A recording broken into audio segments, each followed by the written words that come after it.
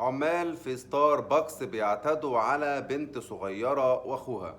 تعال اقول لك ايه اللي حصل في فرع ستاربكس اللي على طريق مصر اسكندرية الصحراوي.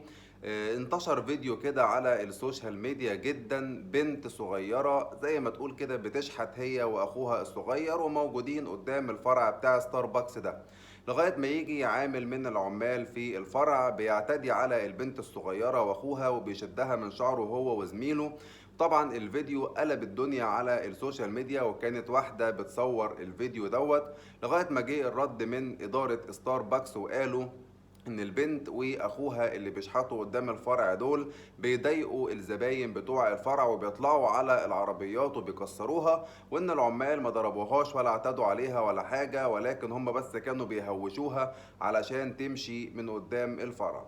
انتوا بقى قولوا لي في كومنتات، تفتكروا هل فعلا ما عددوش عليها وكانوا بيهوشوها عشان تمشي من قدام الفرع زي ما الإدارة بتقول، ولا هم اعتدوا عليها؟